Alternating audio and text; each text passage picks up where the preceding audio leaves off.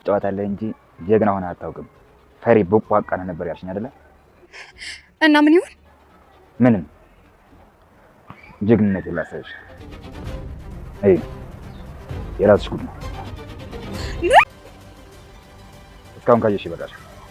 አንተ ያማል እንዴ? ይሄ ጀግንነት ሳይሆን ጅልነት ነው። ቆይ እንዴት ካሌብን ትይዘዋለህ? ኦ በጣም አዝናለሁ። የሚጠቅምሽ መስሎኝ ነበር። በጣም አደገኛ ነገር ነው ያደረከው። አደገኛ ነገር እስካላደረግሽ ድረስ ውጤቱን ማምጣታችን ቲና ሀብት ስትይ ነበር አይደል? ካሌብ ስለተያዘ እንዴት ነው ንብረት የማገኘው? ያ ሽማግሌ ልጁ ተይዞበት ሀብት የሚያሳስበው ይመስልሻል? እና ልጁን ይዘህ ነው የምትደራደረው? እኔ አይደለሁም፣ አንቺ ነሽ የምትደራደረው። አላደርገውም። ይሄ በጭራሽ የሚሆን ነገር አይደለም። ኦኬ፣ ስለዚህ እኔ እደራደራለሁ። በምንድን ነው የምትደራደረው? ወይ ልጁን ይመርጣል ወይ ትሁትን።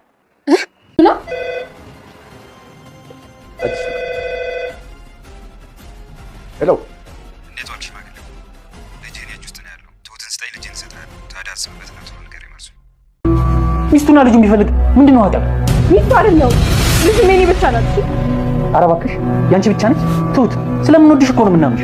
ይሄን ያለማ እጅል አድርገሻት ካሌብ ለመረዳት ሞክር። ሰምኛለሽ? ባላይሽ ደስ ይለኝ። በአስቸኳይ ቤቱ ለቀሽ እንድትወጪ ይፈልጋል። የሆነች ልጅ ፌስታሏን ይዛ ልትወጣ ነው ከዚህ ቤት። ትሁትን ሊያባርሯት ነው? አዎ። እርግጠኛ ነሽ? ተጠቅሞ ሲበቃቸው ከቤት አባረሩሽ አይደለ? ነግሬሽ ነበር። እነሱ መተማመን የለብሽ። ምን አገባ? የአንቺ ጉዳት ይመለከተኛል። ታውቂያለሽ አይደለ? አሁን ዞር በል ሂድበት ይመስለኛል። በዚህ ሰዓት ከምንጭ የምትሄጂበት ወዳጅ የለሽም። ተሳሳኩ? እኛ አውጥተን ብንጥላት እንኳን አንተ ተቀባዩ ልትሆን አትችልም። አሁን ልቀቃት። አሁን ይኸውልሽ፣ በጸባይ እኔ ወደ ሞትሽ ቦታ ትሄጃለሽ። ምን ታደርጋለህ? ልቀቃት።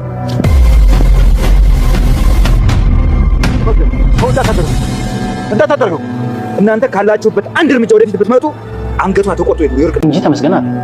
ካሌብ እናንተ በእኔ ምክንያት እንድትጣሉ አልፈልግም። ተመስገን ካሌብን አገተው። አባባና ትሁት እጅግ በጣም ተጨንቀዋል። የሚያደርጉትም ግራ ገብቷቸዋል። ተጨንቀውና ተጠበው ባሉበት ትሁት በጣም ስትጨነቅ አይዞሽ ልጅ አትጨነቂ፣ ካሌብ እኮ ሕፃን ልጅ አይደለም እያሉ አባባ ትሁትን በሚያጽናኗት ሰዓት አባዬ ተመስገን እዚህ ሀገር እያለ የኔ ጭንቀት መቼ ይወገዳል ያለች እየተጨነቀች እያለ አባባም የሚያደርጉት ግራ ገብቷቸው ቢወጡ ቢገቡ ትሁትን በመስኮት ብቅ እያለች ብታይ ካሌብ አብሽቶ ስለማያውቅ ስለቀረ ወጥቶ በጣም ተጨንቀዋል። በዚህን ሰዓት ተመስገን ወደ አባባ ይደውላል። ልጅህን የት ጋ ነው ያለው? ትሁትን ስጠኝ ልጅህን ልስጥህ ይላል ተመስገን።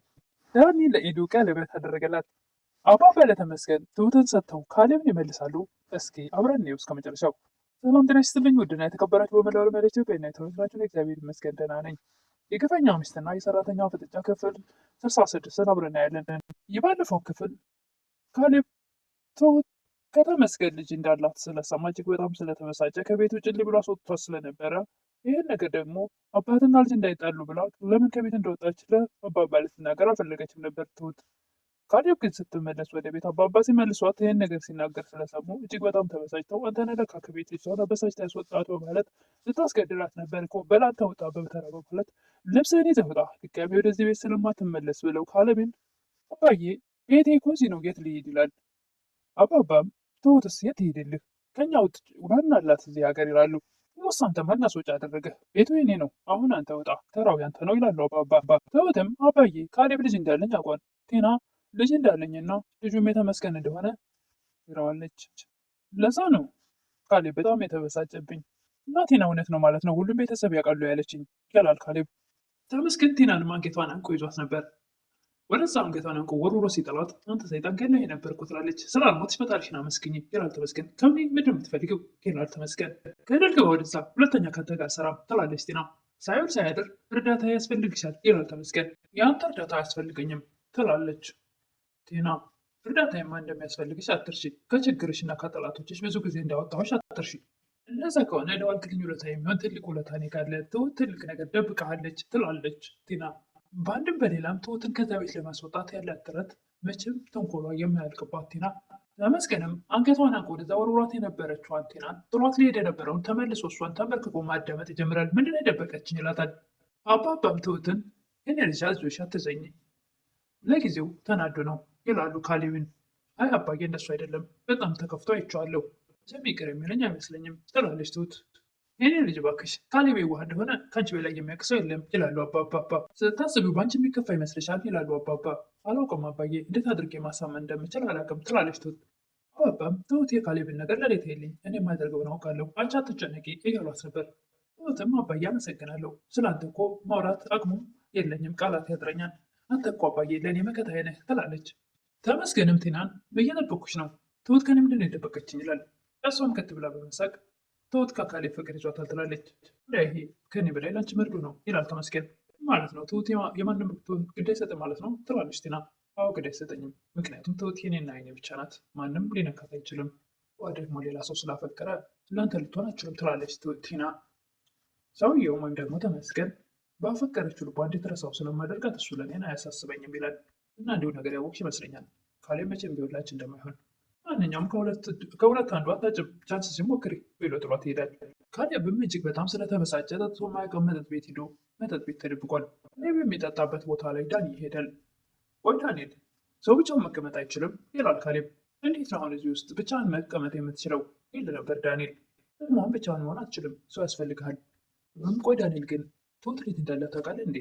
ዳንኤልም ይደነግጣል። ደነገጥ አይደል ይላል ካሌብ። እኔ ምን አስደነገጠኝ ብለህ ነው በሚል ሰዓት ዳኒ አይ ምናልባት የምታውቀውን ምስጢር ጠብቅ ስለተባልክ ይሆናላ። ግን በጣም ይገርማል፣ ሁላችሁም ታውቃላችሁ፣ እኔ ብቻ ነኝ የማላውቀው እያለ ነበር ካሌብ። ትሁት በጣም ፈርታ ነበረ ተመስገን ካወቀ እንደሚገድላት ይላል። እና እኔ ለእናንተ ተመስገን ሰው ነኝ ማለት ነው ይል ነበር ካሌብ። ይህም ከዳኒ ጋር ከተለያየ በኋላ ወደ ቤት ሲመጣ ትሁት ከተቀመጠችበት ተነስታ ይኸውልህ ካሌብ ይቅርታ አድርግልኝ በምትለው ሰዓት ይቅርታዋን ሳይቀበል ጥሏት ወደ መኝታ ቤት ይሄዳል። ትሁትም ልቧ ስብር ይላል። ወደ እህቷ ወዲያውኑ ትደውላለች። እህቴ ምን ሆነች ነው? ልክ አይደለም ድምፅሽ ትላለች። ምንም አልሆንኩም እናንተ ደህና ናችሁ? እህቴ የሆንሽው ነገርማ ልክ አይደለሽም ትላለች እህቷ። በቃ ከፍቶኝ ነው እህቴ ትላለች። እና ምንድን ነው የሆንሽው በምትላት ሰዓት በቃ አንዳንዴ ያጋጥም የለ በጣም ካሌብ እንዴት ነው ትላለች። ትሁትም ምንም መልስ ታጣለች። ሳት ትላታለች። ምንድን ነው ዝም ያልሽው? እሱ ነው እንዲያስከፋች ትላለች እህቷ። አይ እኔ ነኝ እሱን ያስከፋሁት፣ በጣም አዝኛለሁ። ዳኒ ቲናን መቼም እዛ አንድ ክፍል ውስጥ ዘላለም እንኖራለሁ ብለሽ አላሰብሽም አይደል ይላል። ቲናም ከቤቴ ውጭልኝ እንደማለት ነው አይደል? እኔ እንደዛ አላልኩም፣ ነገር ግን አንቺ ትልቅ ነገር ስለምታስቢ የሆነ ነገር ካዘጋጀሽ ብዬ ነው ይላል ዳኒ። ግን አምኜው ነበር፣ ነገር ግን ዝም ብሎ ጉረኛ ነገር ነው ታባዬ ስላስደነገጠው ነው ይላል ዳኒ። ወደ አሁኑ ደግሞ ስለ ኤደን ጠይቃለሁ ብዬ ነበር። አሁን አንተ ከአባዬ ጋር ያለህ ነገር እንኳን መረጃ ለማሰባሰብ ነው እንበል። ከኤደን ጋር ያለህ ነገር ግን ሊያሳምነኝ አልቻለም። ኤደን ያለህ ነገር ግን ወደኋላ እንድጎተት አልፈልግም። አልገባኝ ምን እያልሽ ነው ይላል ዳኒ። ከኤደን ጋር ያለህን ግንኙነት እንድታቆም እፈልጋለሁ። ኤደን ለትሁት ታፏሽ በምትላት ሰዓት ትሁት ኤደንም ለራሴ ጊዜ ያስፈልገኝ ነበረ፣ ምክንያቱም እኔ ሴት ነኝ፣ እድሜም እየሄደ ነው፣ ያሳስበኛል ይሄ ነገር፣ እሱ ደግሞ ሊረዳኝ አልቻለም ትላለች ኤደን። ሽማግሌዎች ይልካል ብዬ ስጠብቅ ነበር፣ ነገር ግን ቲና ከዚህ ቤት ስትወጣ ዳኒ ጋር ያለችው እሱን የተቀበላት ትላለች ኤደን። ምንም ግን ምክንያት ሰጥቶኛል፣ ማመን ይኖርብኝ አይኖርብኝ ግን አላወቅኩም። ሄዱ ዳኒ ይወድሻል ትላለች ትሁት። አውቃለሁ ትሁቴ፣ ነገር ግን ቲናን የሚተዋት አይመስለኝም። ይኸውልሽ ሄዱ ዳኒ ቲና መተው አለመቻል ሳይሆን እኔ ለመርዳት ፈልጎ ነው።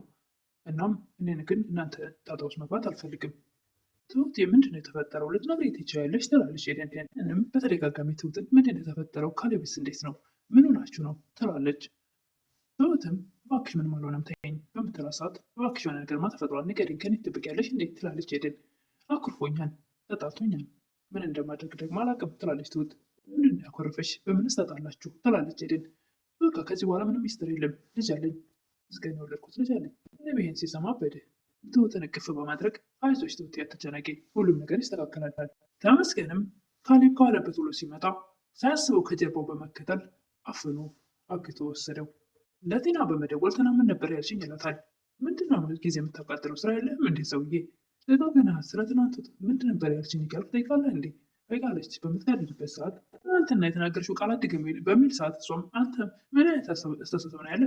እንግዲያውስ ትናንትናው አንተ ጀግና ያጫውታል እንጂ ፎሪ ቦቅቧቃ ፈሪ ነህ ብለሽ ነበረ፣ እንዳልሆንኩ ላሳይሽ፣ ጀግንነት ላሳይሽ በማለት ካሌብን እንዳገተው የራስሽ ጉድ ነው በማለት በስልክ ቀርጾ ያሳያታል። አሁን በጣም ትደነግጣለች ካሌብ ታግቶ ስታይ። ዳኒም ዳባባ እስካሁን ድረስ ለእነሱ ብሎ ከእሷ ጋር መረጃ ለማሰባሰብ እንደቀረባት ድጋሚ ደግሞ እሷ በፍቅር እንዳለ ስለመሰላት አባዬ እሷም እየተጠራጠረች ነው፣ እኔም ደግሞ ከዚህ በኋላ አልችልም እያለችው ነበር። አባዬ እስካሁን እያስመሰልኩ ቆይቻለሁ፣ አሁን ግን የምትፈልገውን ለማድረግ አልችልም። ምንድነው ምን አድርግ ብትል ነው እንደዚህ የከበደ ይላሉ አባባ። ኤደንን እንደ ተውኳትና ከእሷ ጋር ብቻ መኖር እንደምፈልግ ብሎ ብለህ ንገራት አለችኝ። እስከ ዛሬ ስለምትወደኝ ነው የጠበቀችኝ። ስለዚህ ከዚህ በኋላ እኔ እሷን ልቧን ማቅሰል አልፈልግም ይላል ዳኒ። ደግሞ ኤዱን በጣም ነው የማፈቅራት አባዬ ይላል ዳኒ። ትክክል ነህ፣ ፍቅርህን መስዋዕት ማድረግ የለብህም። ነገር ማድረግ አለብን ይላሉ አባባ። ዳኒ መቼም እስካሁን ድረስ ስላልነገረችው ለተመስገን ካሁን በኋላ አትነግረውም አይደል? ቴና ለተመስገን እንደነገረችው ዳኒ አላወቀም። እንደ በፊቱ ግልጽ የሆነ ነገር የምትነግረው ይመስለዋል። ቴናም እንዴት እንደዚህማ ሊሆን አይችልም በጭራሽ፣ እንዴት ካሌብን ታግታለህ ትላለች። በጣም ምትናለው የሚጠቅምሽ መስሎኝ ነበር ይላል ተመስገን። በጣም አደገኛ ነገር ነው ያደረግከው። ካሌብ ታግቶ የማገኘው ጥቅም ያለ ይመስላል? ተይዞ እኔ ከዛ ንብረት የማገኝ ይመስላል ትላለች ቴና። እንግዳውስ ያ ሽማግሌ ደግሞ ልጁ ተይዞበት ገንዘብ አያሳስበውም ይላል ተመስገን። በፍጹም እኔ በገንዘብ በካሌብ አልደራደርም፣ ይህ የሚያዋጣ ነገር አይደለም ትላለች ቴና። እንግዳውስ እኔ እደራደራለሁ ይላል ተመስገን። በምን ልትደራደር? ልጁን ይመርጣሉ ወይ ትሁትን ይላል ተመስገን። እና ምን ብላ ትደነግጣለች። እኔና ኤዱ ይገናኛሉ። ኤዱ እስካሁን ያኮረፍሽ ነሽ እንዴ? የነገርኩሽን ነገር በጭራሽ አላመንሽ ማለት ነው? የማረባክሽ ይጨንቀኛል አውሬ በሚላት ሰዓት በቃ እንደ ውሻ ጭውልኝ ትላለች ኤደን።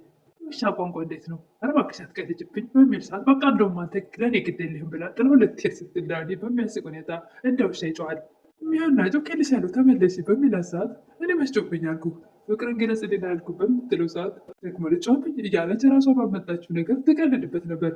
ዳኒም ኤዱን በጣም ስለሚወዳት ወደ አሁኑ ተንበርክክ እባክሽን አግቢኝ በማለት ቀለበት ያሳያታል። ኤዱም እጅግ በጣም ትደስታለች። ዳኒም ቀለበቱን አደረገላት። ቴና በዚህ ሰዓት እዛ ዛፍ ስር ተደብቃ እያየች ነበር። ቀጥልም ብላለች። ቴናም መጨራሽ እሷን ኤደንን ትቶ ወደ እሷ ጋር እንደነበር እንደ ድሮ ይመለሳል ብላ ስታስብ ቀለበት ሲያደርግላት ዛፍ ስር ተደብቃ ስታች ስለነበረ እጅግ በጣም ተበሳጭታለች። እስከ መጨረሻም አባባና ትሁት ተጨንቀው ባሉበት ሰዓት ተመስገን ወደ አባባ በመደወል ሽማግሌው ልጅህን እጅ ጋር ነው ያለው፣ ትሁትን ስጠኝ ልጅህ ልስጥህ በማለት እንግዲህ የዛሬው ቪዲዮ እዚህ ላይ ነው ያለቀው። ባስ ምን ይወስኑ ይሆን? ትሁትን ሰጥተው ልጃቸውን ይመልሳሉ ወይስ? ውሳኔው ከባድ ነው። አባባ ትሁትንም እንደ ልጃቸው እንደ ካሌብ ነው የሚወዷት። ለመወሰን እጅግ በጣም የሚከብድ ነገር ነው። እሱን እንግዲህ በቀጣይ የምናይ ይሆናል። ለዛሬ ይህን ይመስል ነበር የግፈኛው ሚስትና የሰራተኛው ፍጥጫ ክፍል 66። ለምታበረታቱኝ እህቶቼ ምስጋናዬ ከልብ ነው። አዲስ የሆናችሁ ደግሞ ሰብስክራይብ እያደረጋችሁ ላይክ እያደረጋችሁ ቪዲዮውን አበረታቱኝ እላለሁ። አመሰግናለሁ።